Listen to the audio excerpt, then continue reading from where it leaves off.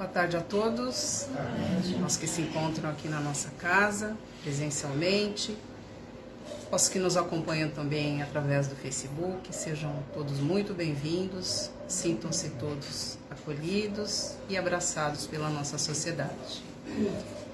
Eu gostaria de fazer um lembrete a vocês que ainda não conhecem o Evangelho no Lar, que é feito online, todas as quintas-feiras, às 21 horas.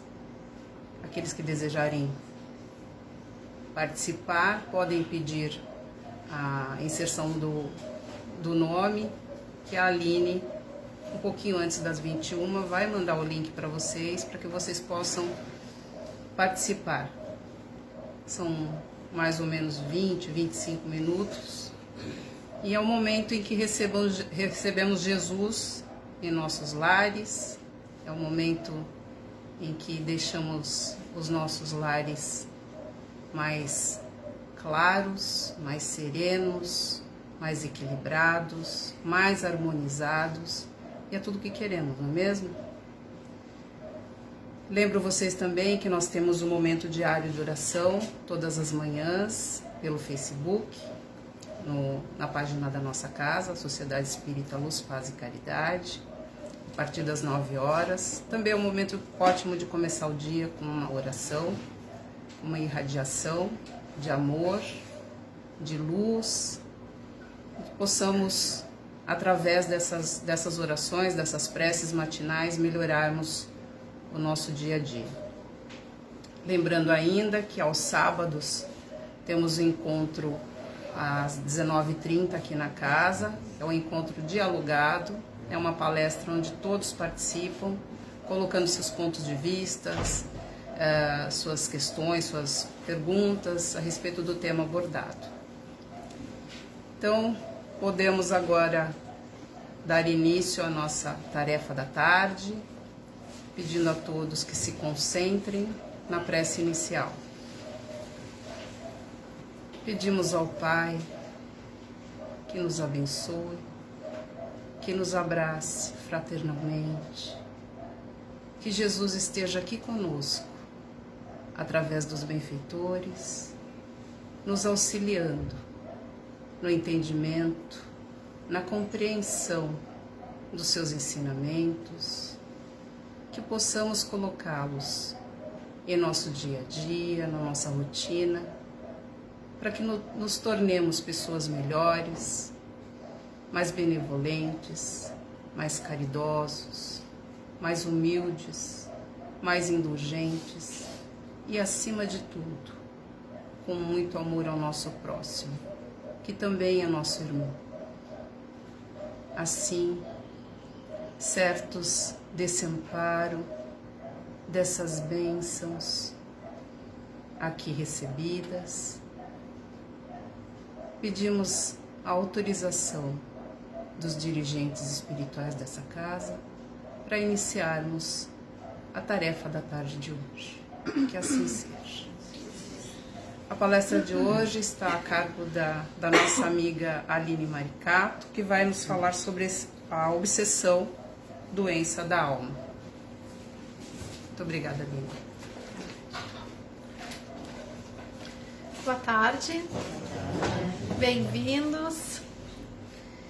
É uma alegria estar aqui falando do Evangelho de Jesus, trazendo essas luzes para a nossa vida que nos orientam, que nos fazem viver melhor, nos dão esperança através da doutrina espírita. E hoje nós falaremos então, como disse ali a Beth, obsessão, doença da alma. E precisamos fazer algumas reflexões antes de iniciarmos propriamente dito, a nossa exposição. A alma tem doença? Como é possível a alma ficar doente? Nós nos reconhecemos como espíritos ou nos vemos como corpos? Então são reflexões que a gente precisa fazer para que a gente consiga entender o que é obsessão, o que é doença da alma. E nesse sentido, então, nós vamos trazer aí alguns esclarecimentos dentro do que nos for possível. Você sabia que é um espírito? Sabia? Cada um aqui pode responder intimamente, não precisa expor, mas nós nos enxergamos como espírito? Nós temos vivido somente como um corpo físico no automático? Será que a gente vive como um espírito que tem um corpo físico ou como um corpo que tem um espírito? E mais, a gente pensa e vive como um espírito imortal? Ou a gente sabe dessas verdades porque falam lá na casa espírita, nas leituras edificantes que fazemos? Então nós sabemos de toda a teoria. E na prática, a gente realmente já consegue praticar, entendendo que nós somos seres espirituais, que estamos aqui de passagem neste corpo físico? Estamos cultivando essa vida futura que nos é verdadeira? Então são reflexões que nós precisamos fazer para entendermos um pouquinho mais a respeito de obsessão, de doença da alma. Muitos trechos aqui da exposição nós retiramos do livro Quem Tem Medo da Obsessão, que é um livro bem agradável de ler, fininho, assim, bem fácil o entendimento, eu gosto muito. E ali o autor faz uma analogia sobre o torcicolo mental, fazendo uma comparação com a obsessão. Mas o que tem a ver obsessão, torcicolo? E o torcicolo, quem não teve já aqui um torcicolo, como é ruim ter torcicolo. A gente quer fazer um movimento e não consegue, dói o pescoço, a gente quer virar a cabeça. E alguns até riem, né? Ai, não consegue virar o pescoço. Como dói. A obsessão é uma espécie de torcicolo mental. O indivíduo, ele se sente dominado pelos pensamentos ou até por sentimentos. E é como se nós sofrêssemos uma paralisia da nossa vontade própria. E somos levados, então, a essa paralisia, que é a analogia do torcicolo. Resumindo, é um pensamento vicioso, pensamento fixo. A obsessão é uma ideia fixa. Quando a gente ouve falar, né, quando somos jovens, estamos apaixonados, está obcecado, está com uma grande obsessão pela namorada, só pensa nela, não sai daquele pensamento ali. Aqui eu coloquei alguns exemplos da dona de casa que sai, interrompe o passeio e volta para casa preocupada porque pensa que deixou algum fogão ligado, algum ferro de passar roupa ligado, e aquilo atormenta a volta, enquanto não vê que o fogão realmente está desligado, não sossega. As mães novatas que toda hora vão ver se o filho está respirando, também aquela ideia fixa, ou doença, só pensa em doença, a criatura só pensa em doença, eu estou doente, eu vou morrer, vai acontecer alguma coisa comigo, vai acontecer alguma coisa com meu filho. É aquela ideia fixa. Então nós temos que ficar atentos. Qual é a nossa maior preocupação? Será que estamos passando muito tempo focados apenas num pensamento, num sentimento, né? Mas o que é a obsessão? A obsessão é a ação persistente de um espírito mal, que o espírito mal exerce sobre um indivíduo. E apresenta muitas características, desde a influência moral, até sinais exteriores, ou até a perturbação completa do organismo e das faculdades. A obsessão, ela se dá por espíritos inferiores. Os bons espíritos, eles não produzem nenhum constrangimento, muito pelo contrário. Os bons espíritos nos aconselham, nos inspiram, né? Combatem esses sentimentos, muitas vezes, então eles não fazem a obsessão. Eles são sempre feitas por espíritos inferiores. Não necessariamente assim que sejam maus. Agora, daqui a pouco a gente vai ver aqui as características aí como é que esse processo pode ocorrer. E a obsessão pode acontecer em diversos graus, desde o mais simples até a subjugação. Então, a obsessão simples é a influência moral de um espírito inferior, sem sinais exteriores, que leva a pessoa a agir dessa ou daquela maneira. Isso aí é muito tranquilo da gente observar no nosso dia a dia. Às vezes a gente é levado a ter um pensamento, a ter um sentimento por algo que a gente ouviu, por algo que a gente sintonizou naquele momento, e aquele pensamento começa a se tornar mais frequente, de repente aquilo já vira um sentimento negativo. É uma obsessão simples, essa que nos cerca diariamente. Já a fascinação é uma espécie de ilusão produzida pela ação direta de um espírito estranho por seus raciocínios capciosos. Então aqui a pessoa geralmente ela não consegue perdão, ela não consegue perceber que está equivocada. Geralmente ela acha que ela é a dona da verdade, que somente suas ideias que são as corretas, ela já não aceita conselhos, ela está fascinada pelas ideias não dela, mas do obsessor que está lhe falando. E por último, a subjugação. Essa sim já é uma obsessão mais profunda, vamos dizer assim, que paralisa a vontade de quem sofre. Essa aqui, ela impele a pessoa, muitas vezes, até a gestos e atitudes absurdas, que são contrárias mesmo à sua vontade, inclusive movimentos involuntários. Então, aqui a gente só fez uma classificação para que a gente entenda os 3 tipos de obsessão que existe: a simples, a fascinação e a subjugação. Mas será que os espíritos influenciam na nossa vida? Será que realmente nós somos influenciados pelos espíritos? Não esquecendo de que nós somos espíritos encarnados. E nós não somos influenciados nós mesmos, encarnado para encarnado? Somos influenciados. Às vezes a gente está num grupo social e fala, e a pessoa te convence de alguma coisa, e daí tu entra na conversa. E por que que isso não aconteceria de desencarnado para encarnado? Ocorre também. E lá na questão 459, Kardec teve essa dúvida e perguntou para os espíritos se eles influenciam nas nossas ações e nos nossos pensamentos. E eles dizem que sim. Nesse sentido, a influência é maior do que se supõe, porque muitas vezes são eles que vos dirigem. Olha a importância que nós temos, a importância de analisar os nossos pensamentos, os nossos sentimentos, de parar e pensar assim, ó, esse pensamento é meu? Será que isso realmente é o que eu gostaria de fazer, de dizer? Isso está no meu coração?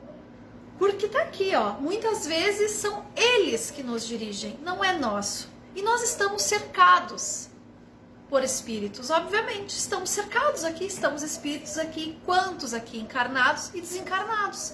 A diferença é que nós nos enxergamos e os desencarnados, a maioria de nós, se não somos médios ostensivos, não conseguimos enxergar. Então sim, influenciam mais do que nós imaginamos.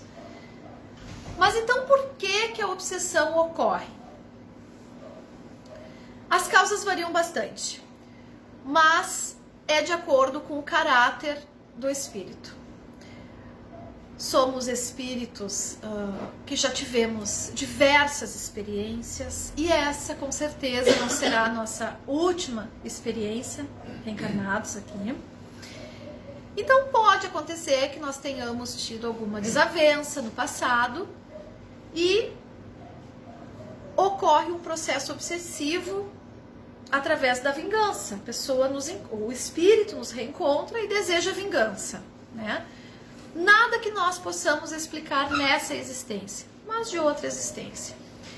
Outras vezes pode ser que essa obsessão ocorra simplesmente por esse espírito desejar mesmo o mal, por inveja. Porque nós estamos procurando sermos criaturas melhores, procurando ter melhores pensamentos, vivendo mais essa vida espiritual, fazendo essas reflexões de que nós precisamos sim viver a vida material, mas sem deixar de lado a nossa vida principal, que é a vida espiritual. de que logo, logo, não importa se demora 10, 20, 30, 50 anos, voltaremos à pátria espiritual, que é a nossa casa. E aí? E aí, então, esses espíritos, por inveja, por ainda não conseguirem, querem nos atormentar, porque encontram uma espécie de satisfação em nos tirar do trabalho. E nos tirar do trabalho de reforma íntima. E às vezes a gente escuta assim, mas eu vou na casa espírita, eu comecei na casa espírita, o que aconteceu? Minha vida começou a dar problema. Não raro a gente escuta isso aí. E aí o que nós temos que fazer? Persistir no bem. Porque pode ser sim que esses espíritos que não progresso tá bom. Pode ser sim que se nós tivermos alguma dificuldade moral, eles possam nos influenciar. Mas nós captamos essas influências porque somos médiums. Opa, somos médiums. Sim. O que é a mediunidade? Todo aquele que sente em um grau qualquer a influência dos espíritos é médium. E essa faculdade, ela é inerente ao homem. Nós já nascemos com ela, é uma disposição orgânica. Não constitui privilégio. E pode-se dizer, então, que todos somos mais ou menos médiuns. Talvez nós não tenhamos uma mediunidade ostensiva, mas nós captamos, sim, a influência dos espíritos. E essa faculdade psíquica, ela é possível também ser desenvolvida, né, com a prática, com o estudo. E médium vem da palavra do latim meio, intermediário. Então todos nós sentimos as influências dos espíritos, encarnados e desencarnados. Quando a gente chega num ambiente assim e sente alguma vibração negativa, isso não, vocês nunca sentiram? Às vezes chega num lugar assim e, nossa, aqui tá pesado, tá estranho, senti o clima, tá diferente. É a percepção, gente. Ou num lugar agradável. Vamos num templo religioso, viemos à casa espírita, saímos daqui aliviados. Por quê? Porque estamos também sentindo a influência desses espíritos que nos querem bem. Bom, falamos sobre mediunidade, sobre obsessão, uma breve explicação aqui, para que a gente se situasse um pouquinho no assunto central, né, que é a obsessão, doença da alma. Que doenças são essas? Como elas se instalam? A depressão e a ansiedade, por exemplo, dentre as inúmeras doenças da alma, é um exemplo. E a ansiedade, a depressão, é uma epidemia aí mundial. É a doença do século. Né? Nós conhecemos, se não nós tomamos ansiolíticos, antidepressivos, se não nós, alguém do nosso círculo familiar, porque é a doença do século. Por que será que isso ocorre? Esse vazio existencial, essa necessidade de buscar nas coisas materiais algo que nos falta no nosso íntimo, né? Então o corpo físico, né, o corpo material, ele reflete apenas o que existe na nossa alma, o que existe no nosso espírito. Então, se estamos com a nossa saúde fragilizada do nosso corpo físico, nós temos que analisar o que está acontecendo por dentro. Como que está a minha alma? Se o corpo reflete as doenças da alma, o que eu estou fazendo de errado? Se não nessa existência, em outra. Nesta vida, em outra. Mas analisar. Porque todos nós temos pontos fracos. Todos nós. Pode ser a questão do dinheiro, excesso de vaidade, a maledicência, a fofoca, a irritação. Todos nós temos. Temos muitas virtudes. Mas quando aquela vizinha pega para falar da outra vizinha ou do outro vizinho, eu gosto, eu fico feliz, ali eu me... né? Isso é um ponto fraco. É ali que o obsessor vai agir. Então nenhum Nenhum espírito, gente, tem a capacidade de colocar sentimentos dentro de nós mesmos. O que acontece? Se somos irritados, por exemplo, esse espírito que não nos quer bem vai instigar mais ainda a nossa irritação e nós nos tornaremos insuportáveis. Isso na obsessão simples. A gente já viu ali que vai subindo o degrau, né? Uma fascinação, que é muito mais grave, a gente já não consegue ouvir mais nada nem ninguém, e a subjugação, onde a pessoa já perde o seu domínio. Então, o obsessor, ele vai superalimentar esses pensamentos, gerando fixação mental. Então, se a pessoa já tem uma tendência a dar muito valor à beleza, por exemplo, o obsessor, ele vai nos estudar, ele vai saber que nós temos aquela questão ali, aquele ponto fraco, e vai lançar frases que nós vamos captar e nós vamos então superalimentar esses pontos fracos, gerando aí então ainda maiores problemas. Tudo isso acontece porque nós vivemos um automatismo. O que é o automatismo? O automático. A nossa falta de vontade própria, né? Nós, grande maioria, nós como humanidade, acordamos, né? Tomamos banho, vamos trabalhar, voltamos para casa. Aí o tempo que nós estamos em casa é rede social, é coisa que não presta na televisão. Aí depois nós vamos dormir, no outro dia acorda de manhã, escova os dentes, toma banho, vai trabalhar, volta para casa, rede social, coisa que não presta, notícia que não presta. Nada edificante. Então nós não paramos para olhar para nós mesmos. Então nós não conseguimos identificar os nossos pontos fracos. Se eu não consigo identificar o ponto fraco, eu não consigo curar.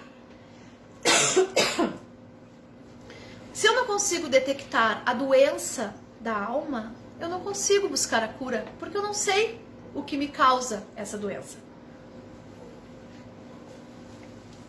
Então, o fato de nós procurarmos o entendimento através da doutrina espírita, principalmente através dos ensinos de Jesus, é um grande passo. É um grande passo, porque a doutrina espírita nos incentiva a reforma íntima, que tanto se fala. Simples, é olhar para dentro de si, simples de falar, difícil de praticar, mas nós já temos o caminho. Então, o que nos leva a não analisarmos os nossos pontos fracos? A gente consegue analisar o ponto fraco dos outros. Aí a gente consegue. Ah, a pessoa é isso, porque aquele é isso, porque o meu colega é isso, meu chefe, a minha mãe, meu pai, meu marido. Mas e nós? O nosso trabalho é conosco mesmo. Então nós temos que sair desse automático para detectar a doença da nossa alma, para então iniciarmos a cura. Senão, a gente vai entrando em conexão com estas mentes e nós vamos ficando a bel prazer desses obsessores, porque nós não temos domínio de nós mesmos, né? Então a mente vai focando a atenção a mente, ao focar a atenção, gera na alma estados indutivos que atrai cargas e pensamentos na mesma sintonia. Então, a leitura de um livro, uma conversação edificante, um interesse voltado para o mesmo assunto, coisas que nos coloquem para cima, que nos fazem desenvolver a nossa moralidade, os nossos bons sentimentos, vai atrair para perto de nós mentes que estão na mesma sintonia, e isso vai nos fazer bem.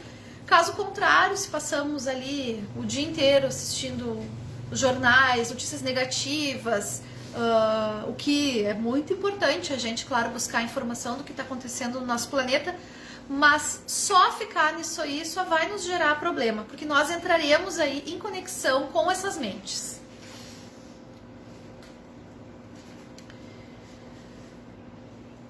No livro O Médico Jesus, que também é um livro que eu recomendo bastante, do autor José de Luca. Ele nos diz que a doença do corpo físico, né, do nosso corpo, quando nós estamos doentes, é um aviso de que nós estamos dirigindo o carro da nossa vida pela estrada errada. E que geralmente essa estrada se chama desequilíbrio. E esse desequilíbrio também, na grande maioria das vezes, ele é gerado pelo fascínio das coisas do mundo. Então não tem como mudar, não tem como a gente se curar essas doenças da nossa alma sem mudança de estrada, sem uma conversão. Isso aí tem que partir da gente. Quem nunca se perdeu numa estrada, né? Achou que estava indo para um lado e era para outro lado a cidade, peguei a estrada errada. O que se faz? Se volta, sem culpa, errei. Volta e recomeça. É esse o convite que a doutrina espírita e que Jesus nos faz. Desacelerar o carro da nossa vida. Faz uma parada, refletir sobre os nossos atos, sem culpa, porque às vezes também a gente fica num sentimento de culpa tão grande e isso nos impede de dar um passo à frente. E aí nós entramos também num processo de auto-obsessão, onde nós mesmos, através dos nossos sentimentos, dos nossos pensamentos de culpa, ficamos com aquela ideia fixa nas coisas que nós deixamos de fazer. Então que a gente ressignifique aquilo que a gente fez de errado, porque nós não tínhamos o conhecimento, e que a gente mude de rota. Em todas as curas que Jesus fazia, ele sempre apresentava a proposta de não peques mais. Vá e não peques mais. Isso é, não voltes a errar. O que significa isso pra gente? A necessidade de mudança de rumo. Nós precisamos ressignificar a nossa vida. Não importa o que passou. Nós precisamos entender que nós somos doentes de alma e que nós podemos mudar isso. Talvez não tudo nessa vida. Talvez nós nem encontremos explicações nesta vida. Mas a gente já sabe que elas podem ter sido surgidas em outra ocasião e que nós agora podemos mudar isso. E como é maravilhoso ter essa responsabilidade, ter essa autonomia, não deixar na mão de ninguém a nossa vida. Nós podemos mudar. Nós podemos dizer, esse pensamento não me pertence, essa ideia não é minha, eu não quero adoecer mais a minha alma. Se eu estou doente agora, eu quero me curar, não quero mais adquirir doenças. Talvez a gente não vai conseguir se curar 100% nesta vida, mas como é bom sairmos daqui menos endividados do que quando chegamos. E eu falei antes que a depressão, a ansiedade era uma epidemia. E por que a gente pode afirmar que os processos obsessivos apresentam também características de uma epidemia? Pela falta de moralidade, pela falta de confiança em Deus, onde as pessoas se deixam levar pelas emoções não controladas, querem viver somente o agora, buscam nas coisas materiais o prazer, buscam nas coisas materiais algo que lhes falta, que é muito mais do que comprar, que é muito mais do que ter, que é ser. E essa falta desse pão espiritual, essa falta dessa água que só Jesus pode nos dar, causa ansiedade, causa depressão. E nós buscamos nas coisas do mundo isso, e nos desesperamos quando não conseguimos. E isso causa doença na alma, meus irmãos. Então nós devemos usar sempre da prece, a ajuda dos benfeitores, para que nos auxiliem, através do nosso esforço, a detectarmos as nossas más tendências, detectar quais são as nossas doenças da alma e evitar processos obsessivos, que vai nos tirar a autonomia. A chave da autotransformação está assim nas nossas mãos, e isso é uma alegria, é motivo de alegria, porque depende de nós. E como falamos, o autoconhecimento é o primeiro passo. Nós precisamos conhecer as nossas más tendências, os nossos sentimentos, por que estou tão irritado, por que estou fazendo isso, o que está acontecendo, porque quando eu cheguei naquele ambiente eu mudei. Autodomínio, dominar a si mesmo. E autotransformação. alinhamento com a lei de Deus, o único meio de saúde e cura espiritual. Se não seguirmos as leis de Deus, não nos curaremos. É seguir as leis de Deus para ter saúde integral. E em inúmeros casos a pessoa está doente do corpo físico, mas a alma dela é resplandecente, saudável, porque ela está curando a sua alma. Então, saúde do corpo físico somente não quer dizer. Às vezes a pessoa está saudável, mas o espírito dela está doente, está cheio de sentimento negativo. Cedo ou tarde isso vai aparecer no corpo físico. Vai aparecer. É fato, vai aparecer. Ou a pessoa está ali doente do corpo material, né? E a alma dela está saudável, porque está agindo com a lei de Deus, alinhada com a lei de Deus, que é o único meio de saúde plena. Em todos os casos de obsessão que foi falado aqui, o meio mais poderoso para auxiliar a quem amamos e estamos detectando talvez algum processo obsessivo, ou em nós mesmos, é a prece. É a conexão com Jesus, com os benfeitores. É o meio mais poderoso que tem para auxiliarmos esse obsessor, que também é um irmão nosso que está atrapalhado, que está confuso, que está querendo rever coisas do passado. Então a prece vai ajudar esse irmão, vai nos auxiliar. E lembrarmos que Jesus é o médico das almas. Jesus é o médico que nos cura. E aceitar o convite desse amigo, orar e vigiar. Parece simples, mas a fórmula está aí. É praticar, é nos lembrarmos. Quando tivermos dúvida, que oremos, que vigiemos e que contemos sempre com o nosso amigo Jesus. Esta é a mensagem da tarde de hoje. Agradeço a todos pela paciência e pela atenção. Devolvo a palavra à Beth. Muito bom, Aline. Muito obrigada. Então, vamos nos encaminhando ao final da nossa atividade. Eu peço os aplicadores de passe que se posicionem.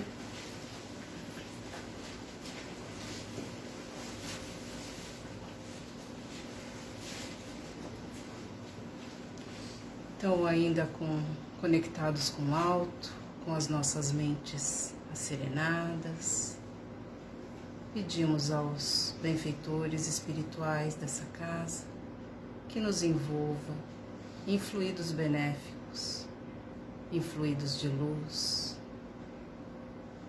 de amor, de serenidade, de equilíbrio.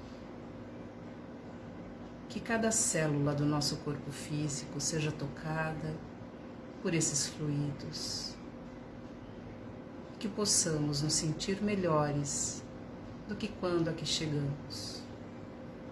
Pedimos que esses irmãos façam esse passe magnético também aos nossos familiares, aos que nos acompanham através do Facebook, que também sejam beneficiados por essas energias maravilhosas. Pedimos ainda que esses benfeitores abnegados magnetizem as águas expostas, colocando nelas o remédio necessário para cada um de nós, de acordo com o nosso merecimento. Assim, certos desse amparo, dessas bênçãos e cheios de gratidão, pedimos a permissão para encerrarmos a atividade da tarde de hoje. Que assim seja. Muito obrigada a todos pela presença, que possamos voltar aos nossos lares, acompanhados dos nossos anjos guardiões, cheios de paz, serenidade.